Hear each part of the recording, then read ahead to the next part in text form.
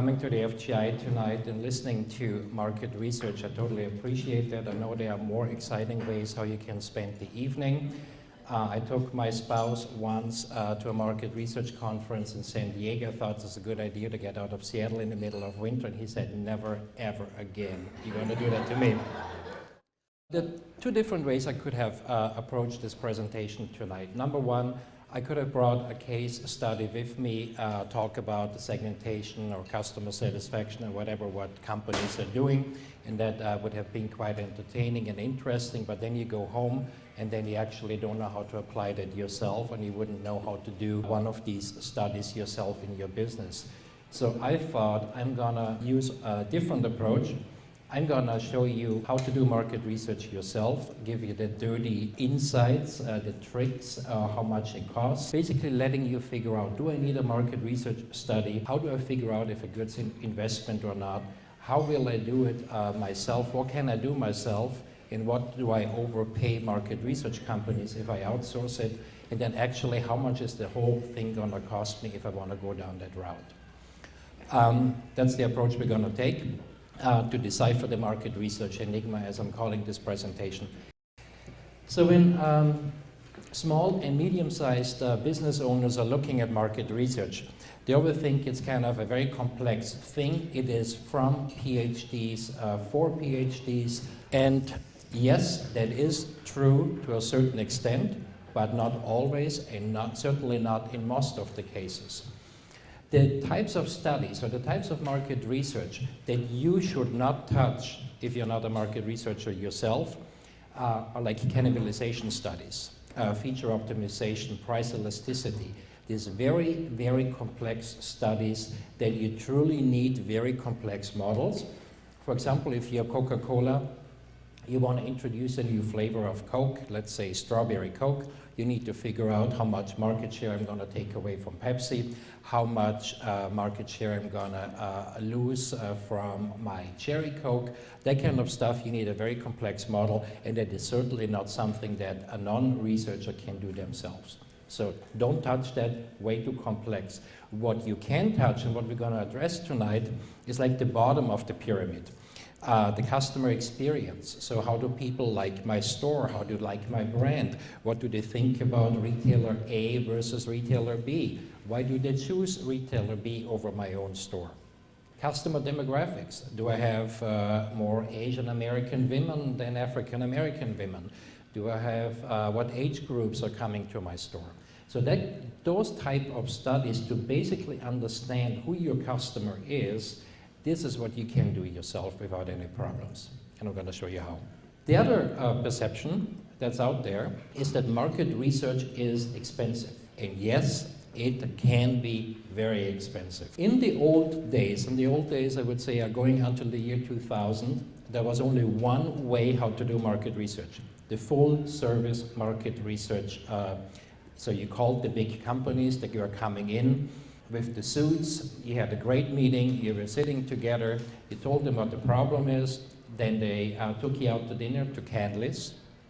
You had great martinis, you had a great prime rib steak, and guess what? You paid for that steak, but it was kind of covered in the overhead, okay? Overhead is bad, okay? I have done this kind of full service research for Amazon for 8 years. It's expensive, it's annoying. I was basically not happy for 8 years because I had to squeeze the suppliers and the vendors until I saw a drop of blood coming out from them. And unless they were kneeling in front of me and begging for their life, I didn't give up. I squeezed the profit margin out of them. That was the game of the full service research. And because the research users like me didn't like it, the do-it-yourself model came up in the year about 2000, 2001. So we had those great companies coming up and emerging like SurveyMonkey. We had Survey Analytics, a great do-it-yourself research company here in Seattle emerging. And they delivered a really, really good experience for conducting your own survey. And if you conduct a survey yourself, without guidance and without knowing what you do, you can make horrible mistakes and it can turn into be a very expensive adventure. But if you do it's great. The third way that research companies really don't like is what I call the cart way. It's like you go to a restaurant, you pick and choose what you want. If you don't want to have a main course, you skip the main course. You just have a drink, you have an appetizer and a dessert. Restaurants allow you to do that.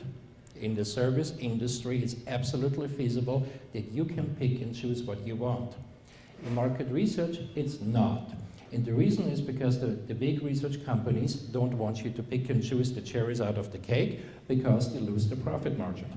But this is the model that I'm going to show you today, because this is the model where you save the money. And this is where the research company are losing their profit margins. And then you're going to ask me probably, and how do you make the money, Manfred, with Zeitgeist, right? It's kind of, the answer is with volume, the Amazon approach of having a standardized product that's equal for everybody with no negotiations. So just on a side note. I assume that a lot of the membership at the FGI is small and medium-sized businesses. If I'm having a wrong assumption here, please correct me, but what I'm going to address tonight is what small and medium-sized businesses are doing. Let's look at lesson number 1. Market research is more than surveys. When you ask a regular people in a marketing department, are you doing market research? They say, yes, I'm doing a lot of surveys. And the surveys are definitely one piece of the puzzle, but it's not all of it. Because there's something called intuition. And I'm amazed how many business owners do not have basic intuition. Business owners are really afraid of making a decision sometime. They're afraid of making a decision without having input, and they're spending a lot of money and wasting a lot of money in market research because they want to have data, and the data are often very meaningless. You don't need any research to figure out that the customers want low pricing, they want free parking, they want a big selection. They want convenient store hours, they want it all. It's pretty obvious, and with your own intuition, you can figure out the store hours. You don't need research for that. You have to sometimes listen to your gut and not just to the data. Research companies don't talk about observations because they don't make money with observations. The way how a research company makes money are the focus groups, the surveys, the big presentations, but not by observation. Let me give you a great example that one of the museums did in New York. They wanted to figure out what is a very popular section of their museum. What do people really like? Where do they go to? Certainly they could make a survey in the lobby. They could ask people, so what have you visited today? What did you like? Where did you go? It would cost them about $20,000 or $30,000 to do that. But a much more creative way is observation. It's a museum that has tiles, floor tiles. If you take the floor tile out in front of the dinosaur, and if you take the floor tile out in front of the Egyptian mummies, and you measure the wear and tear on the floor tiles, then you know where people go. And guess what it costs you? Taking the floor tile out and back in, nearly nothing. That's observation. That's a very creative approach how to figure out an answer to a problem without spending $20,000 or $30,000 in market research. Another example, I thought, what could be an observation for a retail store for you guys? Converting traffic into sales. That's always kind of a metric that we're looking in marketing, right? You always want to know how many people are coming, and what can I convert, and whom do I convert, and where do I lose out to? It's a really difficult question in an offline retail environment. For Amazon, not a problem. We know your customer ID, we know where you live, we know how much you spend, we know that you looked at that computer and if you bought it or not, or how many times you looked at the computer before you purchased it. You don't really know that in the retail store. But one way how you can observe your customer behavior and your conversion rate is you just install a door counter. It's quite cheap.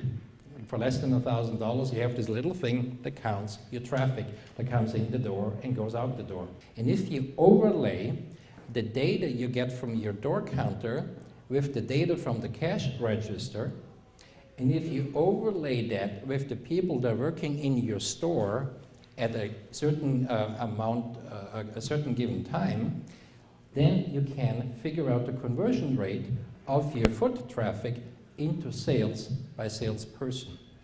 And if there's a serious gap between employee number 1 versus employee number 2, then you have a reason for investigation. But the base of all of it is observation. And it doesn't cost you much. It's just like one way how you can approach the finding an answer without spending too much money. The third one, I love the third one. The non-projectable findings. That's a big word. I like big words. A non-projectable finding is like, it looks like a duck, it quacks like a duck, it walks like a duck, but guess what? It's not a duck. That's like how certain surveys behave. They look like a survey, they feel like a survey, but guess what? It's not. And examples of that are the comment cards. We all have stayed in hotels where we had a comment card on the nightstand. Did you fill one out? Probably not.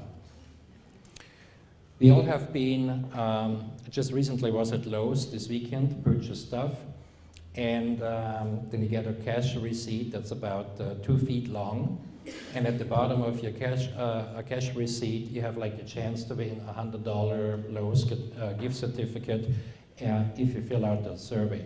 Number one, I've never won anything by filling out the survey. I've never met anyone who did win anything by filling out the survey. It's not really a good income opportunity in my point of view. And number three, it's a meaningless survey, and I'll tell you in a minute why. The other ugly beast, the pop-up survey. You know, you go to a website and you spend a few minutes there and then poof, there comes the pop-up survey. Annoying, it interrupts your shopping behavior. You're certainly not in the mood to fill out the survey at that time where that survey pops up. The response rates are incredibly low, and the results of the pop-up survey are meaningless, like the ones from the other surveys I just showed you. And the reason is, now let's get a little bit into statistics. People totally go gaga when we go into statistics because that's really what people want to hear at 8 o'clock in the evening in the weeknight. This is like what we call a normal distribution. Okay? Let's talk about politics for a moment. If this would be the American electorate, then you would have, you know, on the very far left, you would have the leftist, extremist, then you would have the MoveOn.org people, then you would have the Democrats in the center and the Republicans, and then the further right you go, you get to the Unabomber. Now, if you do a survey about the American electorate, you want to make sure that you don't have too many Unabombers in your survey population, right? Because the Unabomber is kind of, you know, a unique beast on its own, but it's certainly not representative for the American population.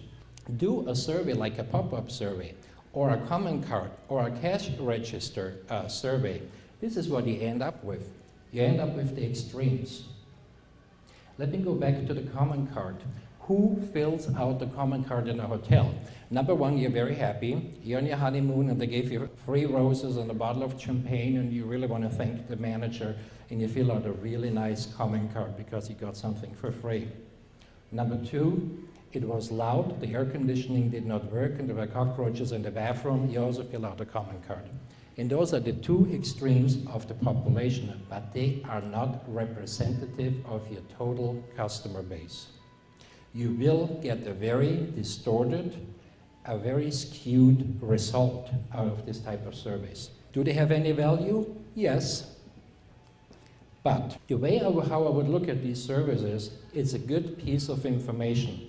If somebody tells me I have cockroaches in the bathroom on the 5th floor, then I think the hotel probably should investigate, okay? And see if there are really cockroaches there or not. If Microsoft figures out that they have a bug in their software, they can look it up and see if there's a real bug there or not. They don't need to know that 32% of the customer population has figured out they have an issue with the software. It's a reason for investigation, but it is not a finding for you to make a business decision. Because if your customers tell you that they really like red dresses, and you buy a full container of red dresses, and they arrive in Seattle at the port, and you have a biased and skewed population of a few people that distort your results, you're going to sit on the red dresses because they're not representative of your total customer base. Do you know what I mean? That's why they're dangerous. a good way how to start looking at it, but dangerous to make business decisions on. Number two, make sure that the market research pays off. Especially small and medium-sized businesses that don't have a huge marketing or market research department. So basically, you need to think very carefully if you want to invest money in market research or not. Because I said as before, it can be quite expensive, and you spend money, and if you don't get the results that you're looking for, you just wasted a lot of your budget for the year. How do you figure out if it's a good investment or not? You calculate the return of investment. Let's look at a bad example, how not to do it. So your decision is, I need to figure out what is the best color for my employees' uniform or polo shirts when they're in the store. Okay? Should it be blue, green, or red? The research has to test it. That's your objective. The survey costs you about $20,000. You have about 50 people. Shirt costs you $20. You can calculate it's a $1,000 investment. Is that a good ROI? No. It's a waste of money. Because if you buy the blue shirts and nobody likes it, well, go out and buy the red shirts. And if they don't like that, then buy the yellow ones. But it is not justified to make an investment in market research to figure out what the color of the shirts should be. Because if you do something wrong, guess what? Life goes on, and you can correct it very easily. A better example is, so you have a line of women's clothing. You want to figure out if you should add business outfits. That's a bigger decision. Because if you order that inventory and that inventory comes to your store, then you figure out that your female customers actually purchase all of their business outfits from Nordstrom, will never switch from Nordstrom to your store, and actually they don't need much business outfits because they work in a law office surrounded by guys, and guys don't notice anyway what they're wearing. Okay? It's one of the focus group results that I heard last year.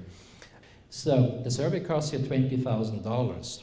The inventory, and I have no idea, I made that number up, right? The inventory, let's say, costs you $150,000. Well, that's a better ROI here because it could lose potentially $150,000 if you make the wrong decision. So that, I think, is a better example where you should invest market research. Not the best, but a better one. Determining if you should open a new store in Ballard. Let's say a store costs you $500,000 because you have to have a lease arrangement, you have to have decorations for the store, interior designer, you have a few employees, then you work there for a year to figure out if it was a good investment or not before you have to make the decision to close that store or not. Well, if you spend $20,000 figuring out if you have a potential customer in Ballard or not, I think that is a much better ROI on market research, and that the money is probably not as wasted as it was in our first example. Here it certainly makes sense, right? Because you can lose a lot of money if you don't have the right information to make your business decision. And that's how you calculate the ROI. That's how you figure out if it works for you to do market research or not. If you don't calculate the ROI, if you don't know the objective, what you want to do with that research, and if you don't have an action plan, then you're wasting money. When I worked for Amazon, I had a lot of business owners, obviously. They had to explain piece by piece, line item by line item, what they are going to do with the research. If you come to me and you want to do customer satisfaction and you cannot explain to me what your action is going to be if customer satisfaction drops by 5%, then you have no business looking at customer satisfaction. Because if you can't think about it before you do the research, you're going to waste the research dollars. So that action plan, what happens if I figure something out? Let's say I figure out women don't like to purchase the business outfit from me. If you already ordered that business outfit and they're already on the container coming to Seattle and you can't cancel that order, then don't do the research because you already made the decision and it's a nice to know piece of information, but it's not driving your business. And if you don't know the ROI, then how can you figure out if it's a good investment or not? So those are absolutely critical for you to figure out, should I or should I not invest in research? Let's look at surveys. So when should you use a survey? You use a survey when you quantify something. If you want to know how many of your customers are male or female, that's when you do a survey. I'll give you an example from one of the surveys I did. Apparel retailer, never done a customer demographic study, figured out that nearly 30% of the females are Asian Americans living in New York and LA. When you looked at the catalog, when you looked at the online offering, there was no Asian American model in the mix. Now the question is, do Asian American women like to look at Asian American models, yes or no? That's a different question. But they didn't even know that they have Asian American female customers. They didn't figure out what the selection should be for them. So if you know that demographic piece of information, it could drive the model choice, it can drive your selection, and it can drive your business strategy. Where else do my customers purchase from? I think that's a very important question for retailers and brands to understand. Like, what is my total apparel spending that the customers have? They spend $1,000 a month on apparel. How much do I get? How much do my competitors get? And then, or more importantly, why do those customers spend more money at the competitor than at my store? Okay? If I'm Nordstrom, I want to figure out why they are spending money at A.D. Bauer and REI. Is it because I have a poor selection? Is it because the customer service doesn't work? Is it because those stores are more conveniently located? But unless you know that, you cannot develop a strategy in order to compete with those guys. And I think no matter if you're a brand, no matter if you're a store, you need to figure out the reasons why and where to purchase. So that's what I meant here with brand and retailer choice. And what are the needs and the wants? And what are the barriers? It's a very good example. Do you know who is the #1 online apparel retailer in the United States? Guess. No, it's not Amazon. No, Victoria's Secret. Do you know why? Because guys hate going to Victoria's Secret, look stupid in the store by not really knowing what to pick. They're afraid of asking the questions. They love ordering online for their spouses or girlfriends. Okay?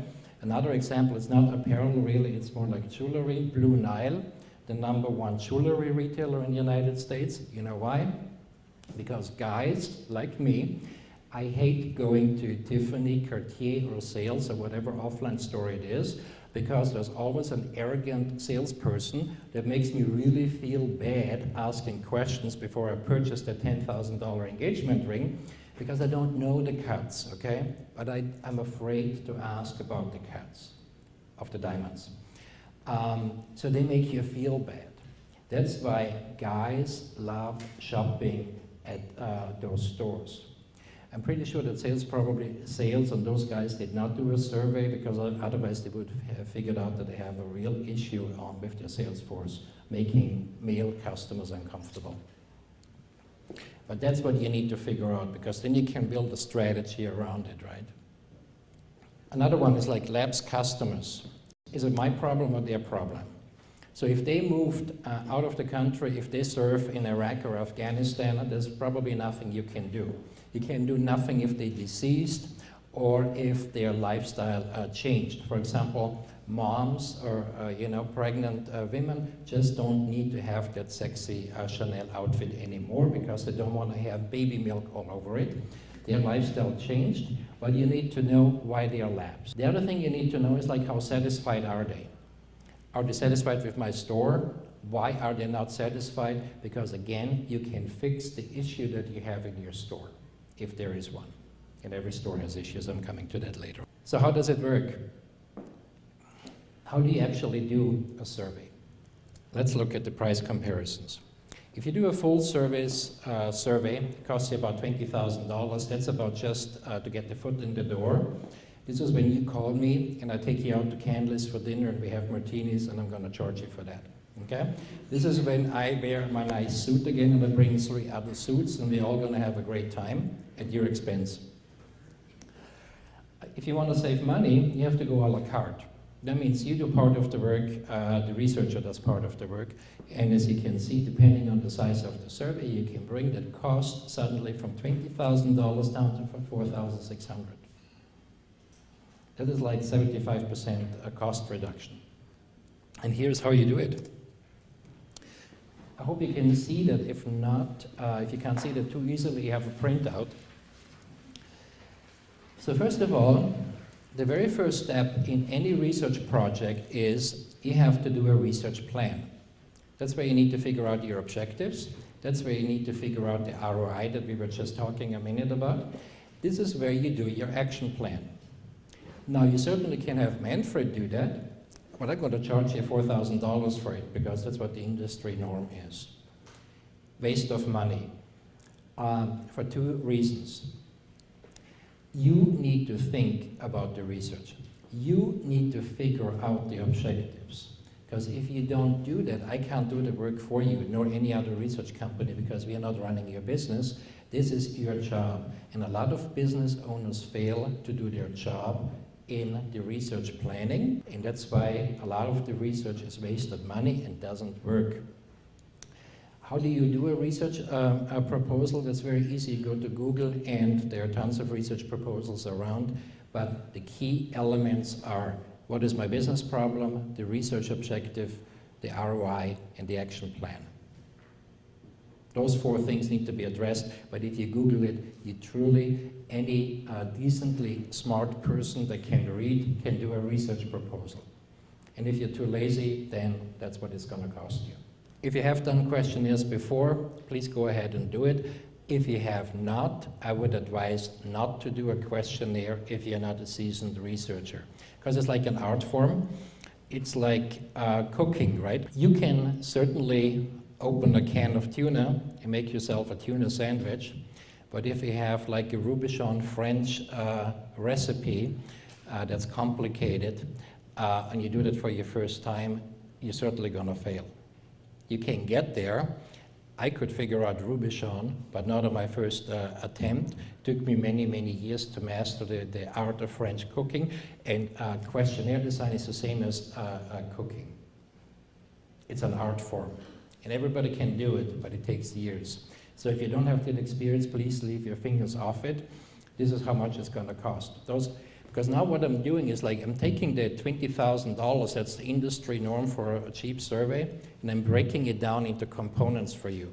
And those are the dirty secrets of market research that you normally don't get because market research companies don't want to see you to see the cost structure. Programming. Once you have a survey, you need the survey to be programmed. This is when you go to SurveyMonkey, you go to Question Pro, Survey Analytics here, this great company I was talking about in Fremont here in Seattle. You definitely can do programming once you have done it before and you know how it works.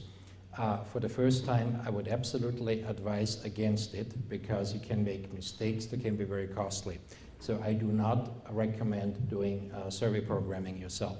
You need a sample. You should have sample from your own customers. You need to know the contact information of your customers anyway, because you probably want to befriend them on Facebook, you want to have a social media strategy, you want to have Twitter, you want to send them coupons, you want to do all sorts of things.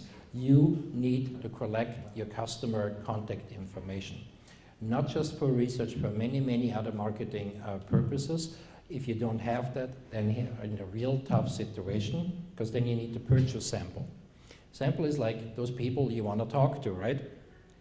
And there's not much of a difference in cost between your own customer that you interview versus the customer that you purchase.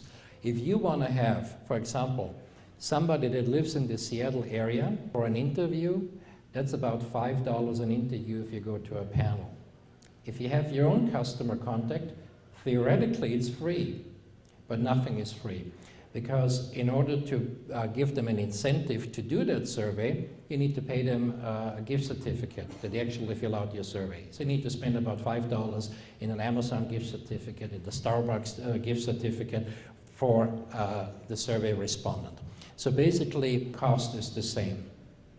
You either pay it yourself or you pay an external company. Data collection, very cheap. So if you go to SurveyMonkey and those kind of guys, they have free surveys available. But it's kind of like a strip club, right? The first drink is free, the second one costs you a fortune. I've never been to one, but that's what people told me. It's a teaser, those free surveys. You can't do anything. All of the functionality that you need is not included because guess what? You play around with it for a day, you figure out that it's not doing much, and then you get the upgrade notice. Okay? This is how they make the money. So it costs you about $100 to get the functionality to actually do a survey. This is what you need to calculate. So you have the survey in the field, so the questionnaire is done, it's programmed, now you collect the data, get the data back. It's easy to analyze the data yourself. You pull the data off of SurveyMonkey or Question Pro, you get tables, you get some pie charts or whatever it is, but any person that has a basic analytical mind can go through those tables and figure out what are the issues for the business. Now, you certainly can go more complicated and do like cluster analysis or regression analysis and all that stuff. That has all its validity. It's all important to do for certain projects. But if you just want to figure out who is your customer and if they like you or not and where they go, you don't need cluster, regression, all of these dangerous sounding words. What you truly need is a crosstab. And you get that included in the $100 a month for free. If you don't want to do it because you don't have the resources or you don't feel like you can do it, this is the breakdown of the cost that you have here on the site. Now you need to write a report, right? Because you either have investors in your business or you have business partners or you need to do a presentation to the owner of the company or whoever you work for. Report writing can also be done yourself. I don't think that anybody should waste the money on writing a report. If you choose to do so for the nice PowerPoint presentations that takes days and days and days to put them together. In short, the comparison between a full service survey and a la carte is about a 75 to 50% reduction in cost. And I believe a decently analytical person that is not a market researcher can make those cost savings or can get to those cost savings. And that's the way how to do it. Everybody loves focus groups because everybody in college heard about focus groups. I get so many business owners that come to me and said, I want to do a focus group. And then I say, why do you want to do a focus group? And they have no idea. But the reason is it really sounds good, it sounds sexy. Everybody wants to do a focus group. Let's see when to use a focus group. When you want to qualify something. You don't care that 32% of the population think this about you versus that. You want to understand the purchase decision, for example. So how do consumers decide when they spend $1,000 on a handbag? What's going through the mind? Where are they going for information? Whom do they talk to? You want to get this really deep qualitative information. You want to figure out the barriers and motivations. So why are consumers buying from my competitor? So why do they have the perception that I have poor quality in my store? So you sit in a focus group and say, yeah, I don't like that store, they have poor quality. In a survey, it's over. In a survey, you just get the result back, they have poor quality. In a focus group, you can say, so what do you mean by poor quality? Is it the fabric? Is it the look and feel? Is it the customer interaction that you have? Or the interaction with the sales reps? So what gives you the perception of poor quality? You can dig deeper and get the real understanding behind it. Do customers like more earthy tones with a contemporary design, or do they like more a rustic design for your store? So before you spend all that money on an interior designer and you spend it on furniture and whatever, that costs you a lot of money, you can do kind of qualitative research and figure out the store concept and the store design with a focus group, and it gives you the answers and the insights. How does it work? The plan, again, we talked about that before, it's the same thing for the focus group. You need those four critical pieces. You need to have the objectives, the action plan, the ROI, etc. Screener and moderator guide. That sounds a little bit scary again if you haven't done it, but it's very simple. A screener basically tells you to whom do I want to talk to. If you want to do a focus group and you want to talk to women, you need to have a screener that gets rid of the guys. So the question is, are you male, female? If somebody says male, I say thank you very much, have a nice day, bye-bye. That's what a screener is. It screens people in or out the group. And a moderator guide is nothing else than a discussion guide. So a moderator guide lays out all of the questions that you want to address. You have to write that down. Can somebody do that for you? Certainly, but I think you're in a much better position to do that yourself. Can something go wrong with a moderator guide? No, yeah, you can have a few biased questions. Wouldn't you agree that we have the best store in town? That's a biased question, but most people don't ask questions like that. So I think it's not too difficult to do a moderator guide yourself. Moderator training or moderating a group, it costs you about $1,000 to get a training, or it costs you about $1,200 to have a moderator come in and do the group for you if you truly don't want to do it yourself. And I think people, especially business owners, have the tendency to be biased because you don't want to hear certain answers. You don't want to hear that your baby is ugly, right? Therefore, you're not asking if the baby is ugly because it's going to be painful if they don't like your design, if they don't like your store concept. So to avoid all of these biases that are possible in a focus group, I think you should outsource that piece. Recruiting. Can you do the recruiting yourself? Very difficult. I don't think you can, because you need to have lists of people to call that are willing to come into a focus group facility, to sit in that room and being observed while you sit behind that mirror. So there are recruiting companies out there, you know, Gilmore Research or whatever they are here in Seattle. They're specialized on focus group and they do nothing else than recruiting and get those people into the door based on the criteria that you have. Facility, video, catering. No way how to get around that cost. You need to have a focus group facility. A focus group cannot be held in your office, okay? Yes, the conference room is free in your office building, but when they come and park at the Amazon parking lot, and they go through Amazon security, and they are going to be escorted by an Amazon employee to the Amazon conference room where the posters are hanging around how fabulous Amazon is. Do you think you get an unbiased response from those people? They're either intimidated or totally impressed. And the answers that they give you in your conference room are going to be biased. So saving the money on a focus group facility is not a smart investment. You need somebody who does the video, and they need food. You get the M&Ms in the background. Behind the mirror, they get a sandwich that costs you about $1,300. Those are the industry rates. Analysis and report, once you look at the video and the tapes or whatever you have, you can do that yourself and you can save that money. Here's the problem. Here's the bad news. Because focus groups are so manual, you don't really save a lot of money between a full-service focus group and doing it yourself, because there are very few things that you actually can outsource yourself. And that's the problem with focus groups. They are expensive and it is incredibly difficult to get that price down because certain variables cannot be eliminated. So here's my recommendation to you. That's the bad news. The good news is, do you really need a focus group all the time? I'll give you one example. I had the books team from Amazon come to me and I said, we want to do a focus group with librarians all over the country. Because people think they need to go in every city when they do a focus group. No, don't. My response was, so if you want to talk to a librarian, we have a library system here in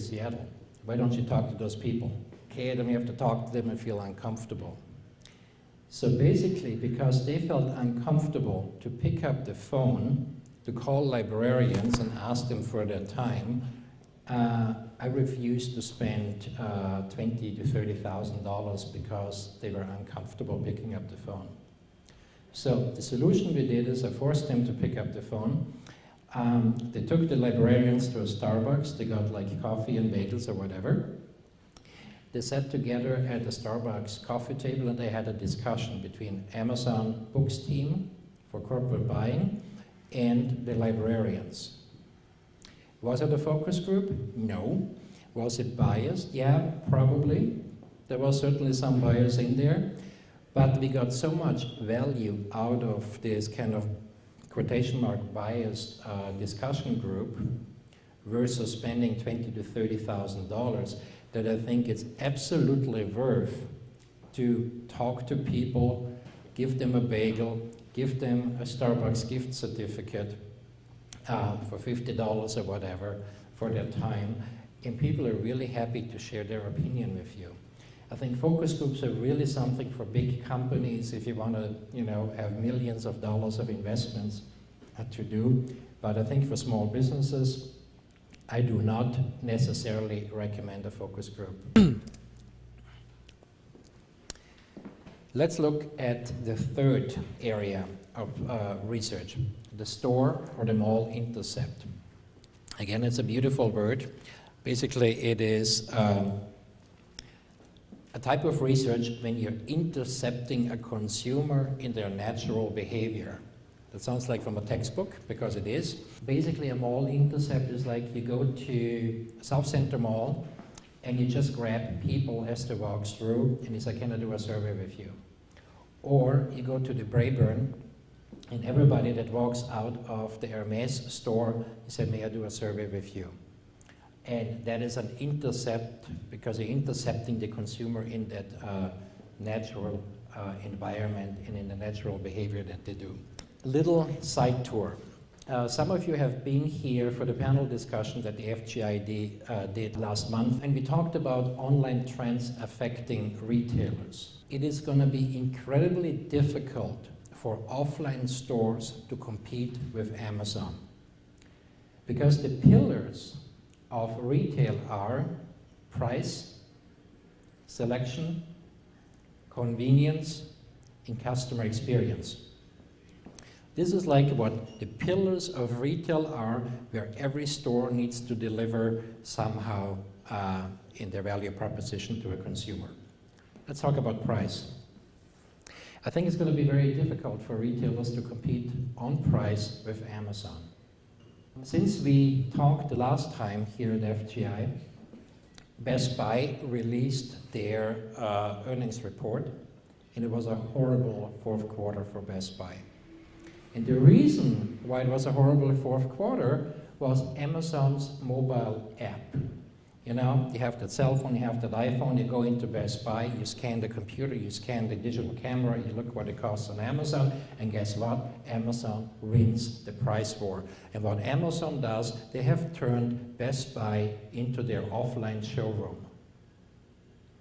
And that app from Amazon is going to kill Best Buy, in my opinion, because Best Buy also already reacted to that. They're going to have store closures, they're going to have smaller store layouts and square footage, and they are going to focus much more on online because now they have to. So even for the industry leader in consumer electronics to compete with Amazon is incredibly difficult. In apparel, it's going to be the same thing.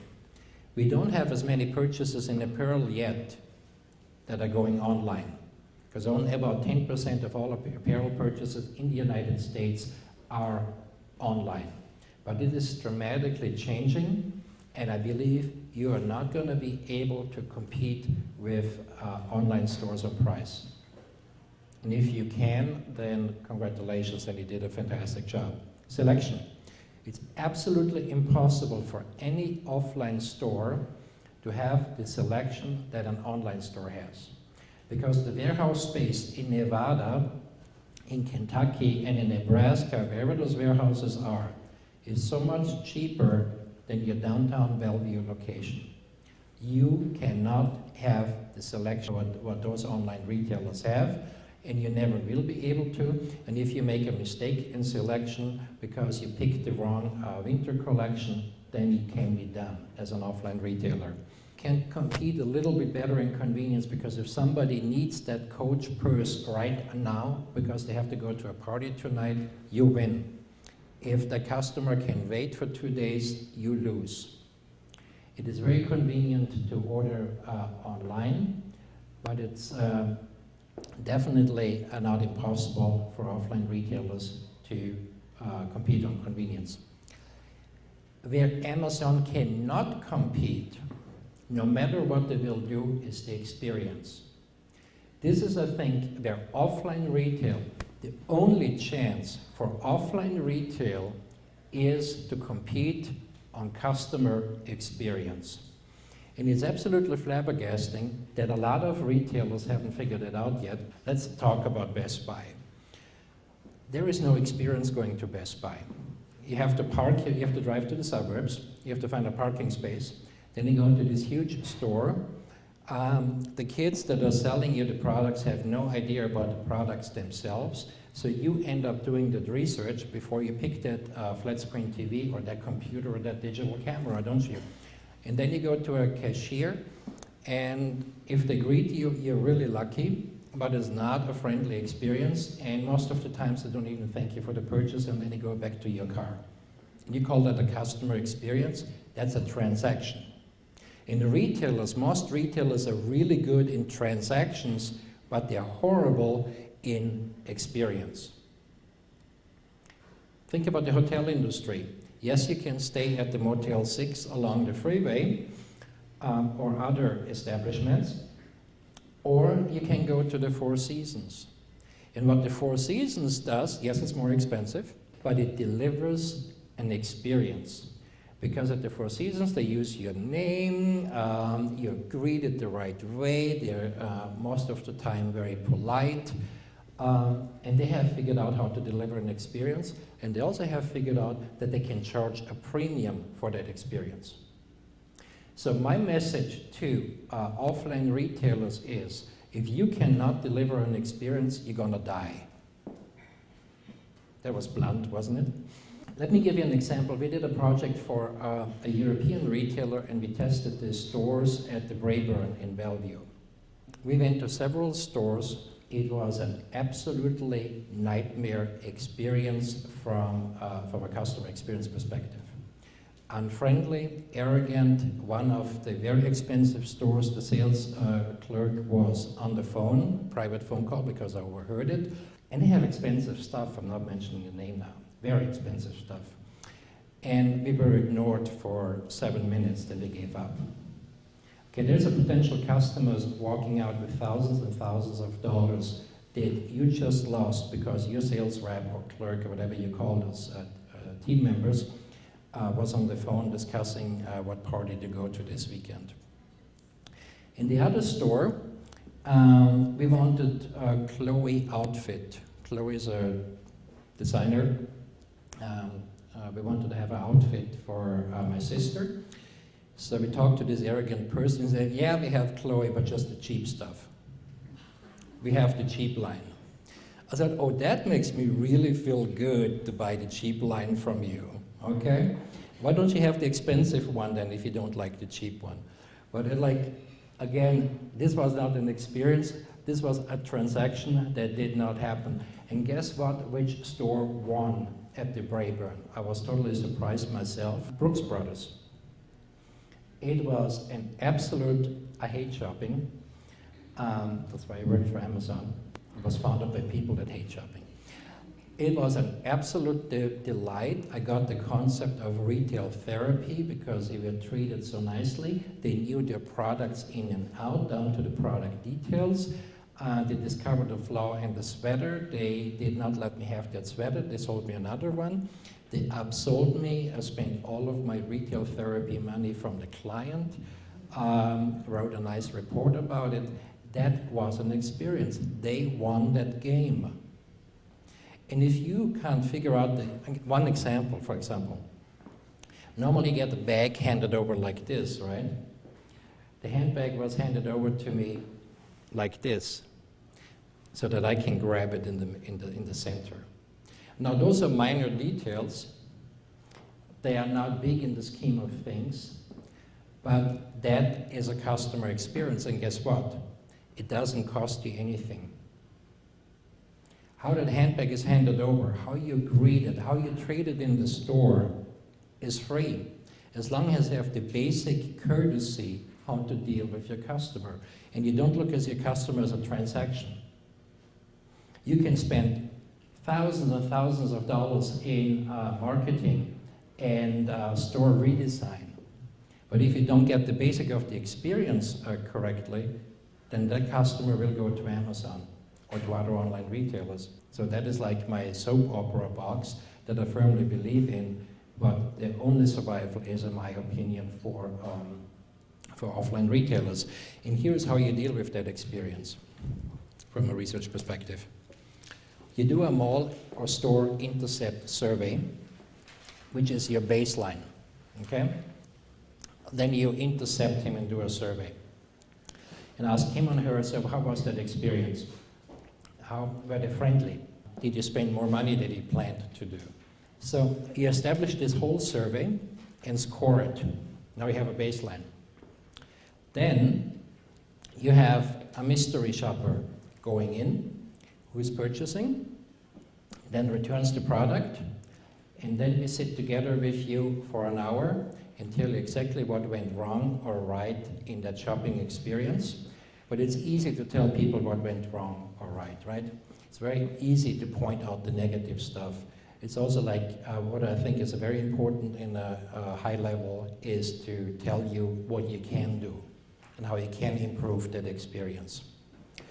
And once you have implemented that with your sales team, and they know how to hand over that shopping bag, and they know how to say thank you and good morning, ma'am. Once they all do that and you test it, then you do another survey. You do a phase number 3, you do another intercept. And you compare the baseline to hopefully the improvement. And then you see what kind of advances you did. You also can measure if your average check went up. But you need a 3-phase approach to deal with the customer experience. And let me show you how to do that. Intercept survey. They are not too different from regular surveys, but they have a few little differences that I want to point out too. Research plan, again, we talked about that, basically know now all the 4 steps. We have done that. You need a questionnaire, obviously, we talked about that before, and it needs to be programmed. The difference is you don't need a sample, because you actually stand at the mall or in front of your store. That person comes out, you intercept, you give a Starbucks or an Amazon gift card right there. They fill out the survey, but you need an interviewer. Now, can you do it yourself? Yes, you can, because it's really not difficult. But the problem is, it doesn't look good if the store owner runs around the corner and then waits for the customer to come out the door and said, hi, here I am again, right? It looks a little bit odd. So there are a lot of students that would be happy to do those interviews. Can they do mistakes? Not really.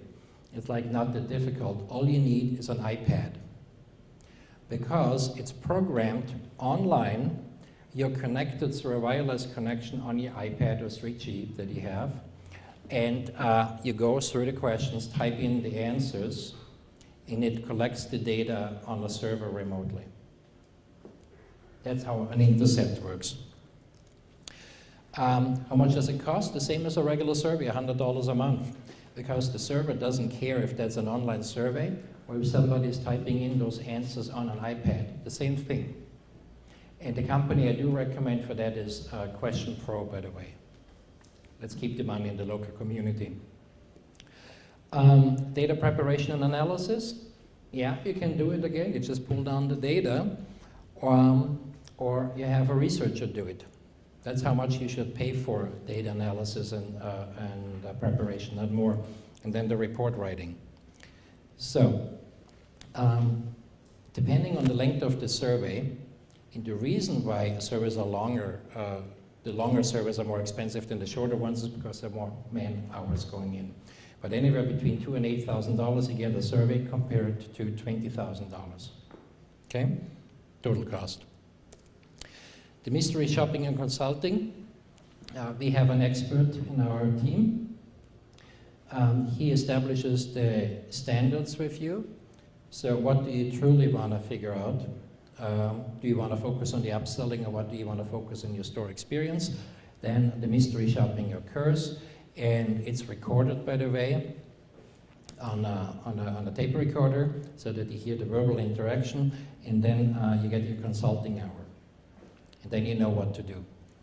Now you implement it, you repeat phase number 3 is exactly the same as phase number 1. You compare the results, and then you know if your customer experience improvements are showing results in the data or not.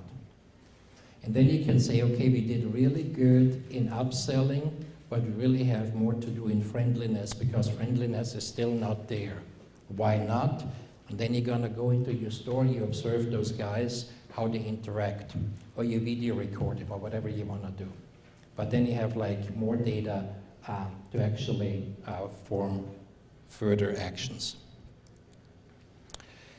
So the total program cost is for short service 7,000, 13, and 19. That's like the package. And this is how you break down the cost of research.